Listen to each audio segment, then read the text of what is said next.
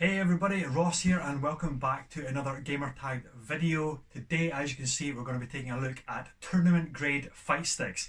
I've always loved them, I've always wanted one, and I've always been incredibly envious of the pro players that can actually use them. I myself completely suck at them, but still, I've always wanted one, and today I seem to have ended up with two.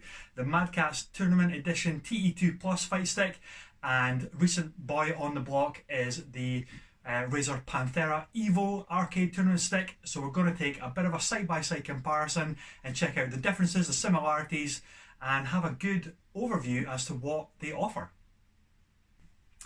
Okay, so as you can see, now that we have them both out of the box, they are absolutely friggin' huge, and of course they need to be. These things have to take a bit of a beating, and they have to give you that feel that you are using high-grade quality arcade cabinet components. And honestly, the TE2 doesn't disappoint. What we're going to do is talk through each of the two features between the Razer Evo and the Mad Catz stick, and basically talk about some of the benefits, some of the negatives about each particular stick, and hopefully give you a good, well-rounded kind of back and forth between each of these, honestly, premium grade sticks. So first of all, let's take a look at the Mad Catz. This bad boy really does need no introduction. It's always been the go-to tournament stick from Mad Catz, but sadly, obviously with Mad Catz going bankrupt, trying to pick up a new one of these is incredibly difficult. Almost like hen's teeth are more common than that. So honestly, if you manage to get yourself one of these, then good on you, because I managed to get one of these, as you can see here, and it came in about £140, which is actually a really good deal. It was brand new. And my first impression of it is, of course, it is a beautiful stick. It's got full Sanwa components. The lever has got that beautiful clicky sound. All of the buttons are, of course, Sanwa components, and the start and options buttons on the back here are full Sanwa parts as well.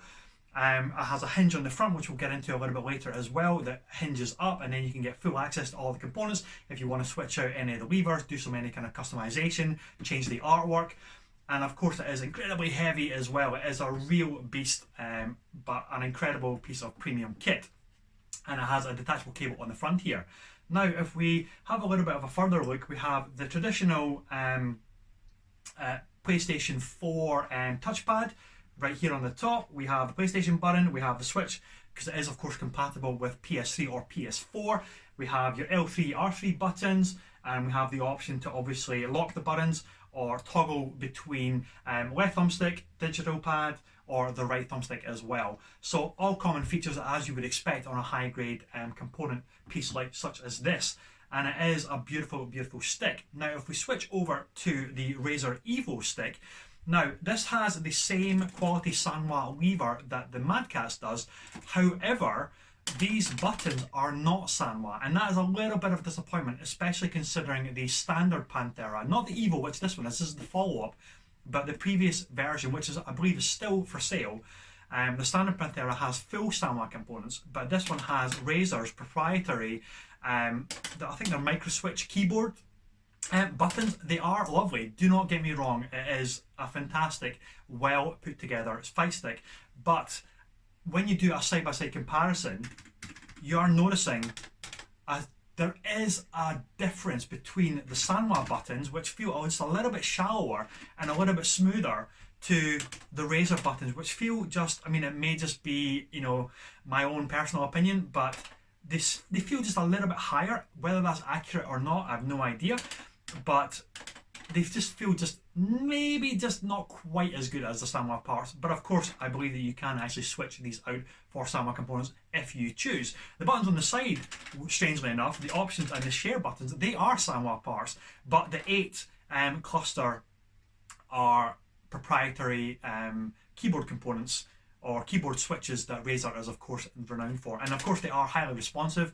It says on the box that they are actually they give less lag, less latency than the Sanwa components, but they definitely do have a slightly different feel to everything. So up top we have the familiar PlayStation button, we have the trackpad, we have L3, R3, and the big difference here is this stick is not compatible with the PlayStation 3. It is PS4 and PC only. So you have the switch there along the top. You have the lock unlock, you have the right thumbstick D-pad and left thumbstick switch keys there.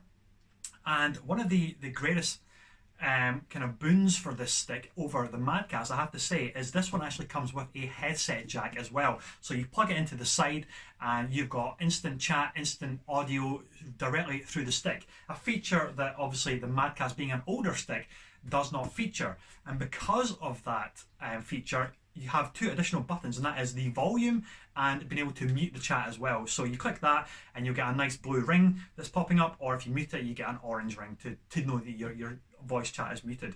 And another cool feature is there, if you press this 4 times, it will raise the volume or lower it, or if you press and hold it and rock the lever up or down, that will also raise or lower the volume. A really, really cool feature. And it is something that is really quite impressive. Now, another cool feature about this is, of course, the replaceable artwork.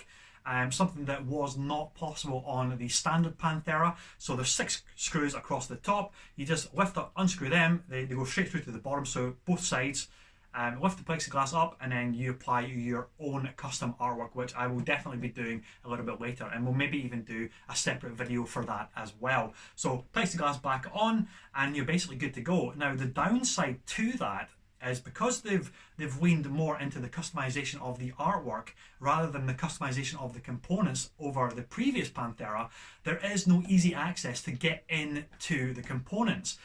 Now, you stack that up against the previous Panthera, as mentioned, or the Mad Catz stick, or entries, high-end entries from competitors like Quamba. Now, they have a quick release button on the front which hinges up, and you have this beautiful easy access to switch out any of your components, something that the Evo stick sadly does not offer. So you can obviously unscrew the top plate, lift everything off, but you don't have that easy access where everything just hinges up. You have to do it kind of awkwardly. So a bit of a step backwards there for this particular stick, but I'm guessing that is Razer banking on, this is just for carting around to tournaments. It's really, you know, plug in and go, and you shouldn't have too much bother with tailoring the artwork. But it is a definite negative point, I believe, because you can't have that push button, flip up the top, and then you've got easy access to rewiring buttons, customization your buttons, changing your stick. Yeah, it's a strange decision, but you know, there you go. It is still a fantastic stick, even in spite of that. Now, if we flip this around, you actually notice that different from the Mad Catz Fight Stick, and also different from the previous Panthera, this one does not have a detachable cable. It is a hardwired cable, which you're either going to love or you're going to dislike. Now, the reason for that is the old Panthera had this adapter which stuck out quite a significant way, and the risk of damaging that was really, really quite high. So listening to feedback from users and gamers, they've decided to go with a permanently fixed cable, and it comes in this little cool detachable, sorry, not detachable, flip down compartment here, which is sprung loaded, so it will always flick back up for convenience. And the cable, if I just fish this out, pop it out here, basically there's a little notch here, you slot the cable in there, and then you pop that back up, and you have this beautiful clean finish to the cable. Again, once you're finished, unplug it, tuck it back in the compartment, and then you're good to go. So that is a feature that I definitely love. And the more I think about it, the more I'm starting to put together wish lists for an Evo 2 stick.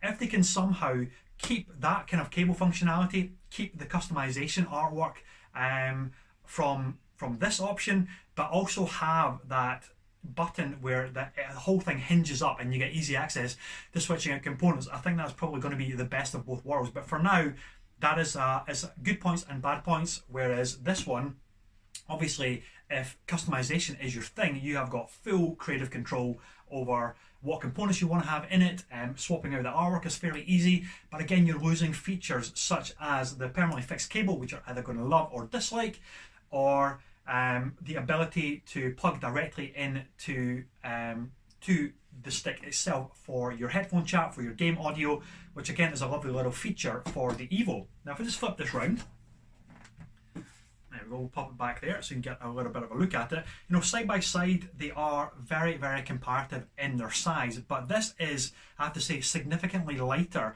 than the Mad Catz stick. This thing is an absolute beast. It is really heavy, whereas this still has a good amount of weight to it, but it is a noticeably lighter stick.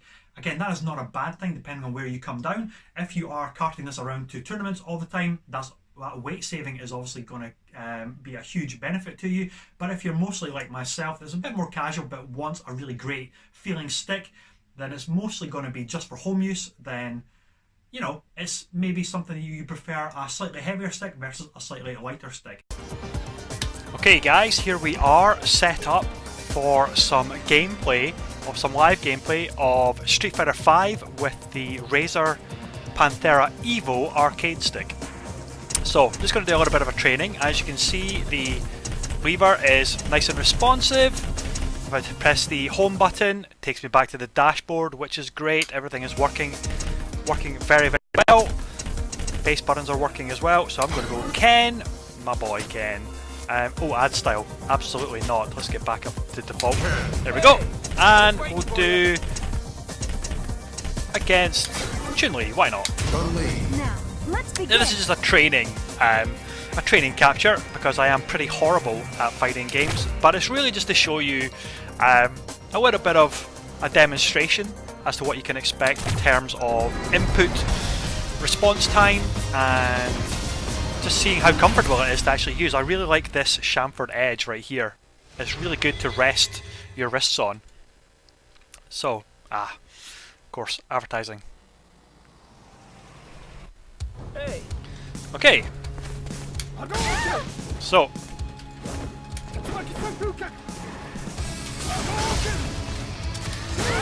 It's good.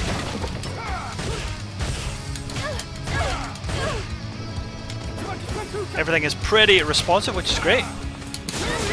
Oh, nice. This is about pretty much the only moves I can actually muster at Street Fighter. There's a hurricane kick and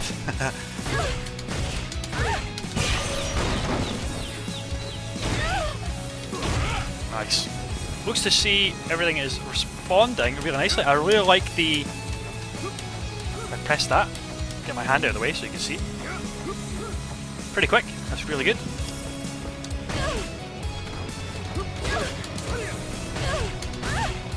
Nice. Cool. Nice. I love that move.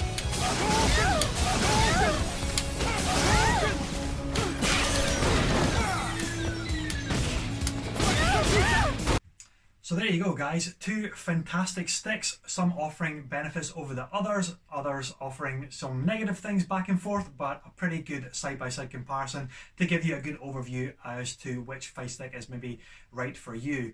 The Mad Catz TE2 is incredibly rare, so if you do manage to grab one, go for it. It is a fantastic stick, but if you are not worried about maybe full customization of components, of which you can still do in the Razer Evo, but it is a little bit more trickier, then by all means the Panthera Evo arcade stick is also a great option as well.